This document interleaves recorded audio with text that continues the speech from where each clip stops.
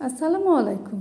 পোলাও পোলাও তো আমরা কম বেশি সবাই পারি, কিন্তু অনেকে হয়তো বা আম, ভয় পান যে হয়তো ঝরঝরে হবে কি না, কিংবা হচ্ছে যে বেশি ঝরঝরে হয়ে যাবে। তো পারফেক্ট মাপের এই পোলাওটি আমি করে দেখাচ্ছি। এর আগেও আমি অনেকবার পোলাও করে দেখিয়েছি, সো আজকেও আবারও দেখাচ্ছি। বিভিন্নবার বিভিন্ন মাপে দেখায়। আজকে খুব কম চাউল দিয়ে আমি পোলাওটা তৈরি করব। এখানে আমি পোলাও তৈরি করার জন্য হাফ কেজি চাউল নিয়ে নিয়েছি। সো আন্দাজ মতন তেল দিয়ে দিলাম। এখানে আপনারা ঘি দিতে পারেন, সমস্যা নেই। প্রত্যেকবারই ঘি দিয়ে, এবার ঘি দিলাম না। তেজপাতা, এলাচ, দারুচিনি দিলাম।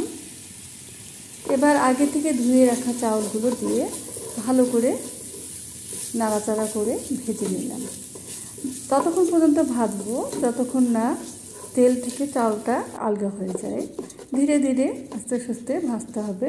খুব জোরে ভাজলে পুড়ে যাবে, এই জন্য মাঝারি আঁচে ভাজতে হবে। মোটামুটি ভাজা হয়ে এলে যতটুক চাউল দিয়েছি, অর্থাৎ 2 কাপ চাউল দিয়েছি, আর পানি দিব 4 কাপ, অর্থাৎ 1 কাপে 2 কাপ। আর বিভিন্ন চাউলের তারতম্যর জন্য এদিক ওদিক হতে পারে। আমার চাউলটা যেহেতু পুরাতন, ডবল লাগছে, আর একসঙ্গে বেশি করলে 1.5 লাগে, অর্থাৎ 1 কাপ পানি চাউলে 1.5 কাপ পানি দিতে হয় নতুন চাউল হলে, আর একসঙ্গে বেশি হলে।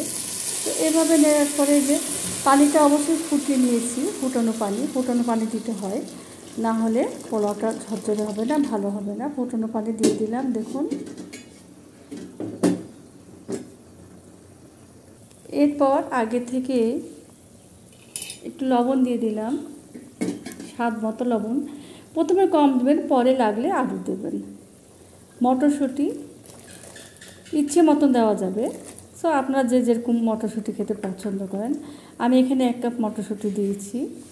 আগে থেকে কেটে রেখেছিলাম কিউব কিউব করে গাজর 1 কাপ, সেটিও এখন দিয়ে দেব। তারপর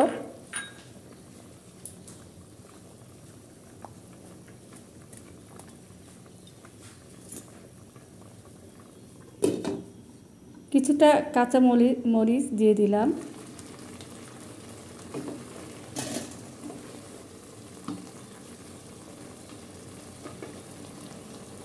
একটু নাড়াচাড়া করে ঢাকনা দিয়ে ঢেকে দেব। এই যে দেখুন, পারফেক্ট পোলাও হয়ে গেছে, খুব সুন্দর। এখন একটু নেড়ে দেব, উপর নিচ করে দেব, তারপর ঢেকে রাখবো কিছুক্ষণের জন্য।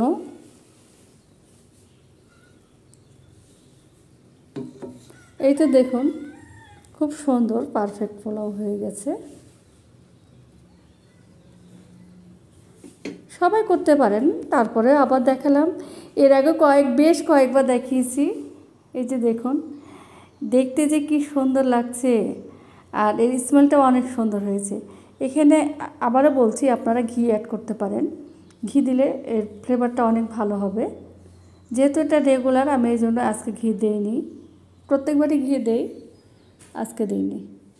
এই যে দেখুন, হয়ে গেল। এখন এটিকে আমি পরিবেশন করব।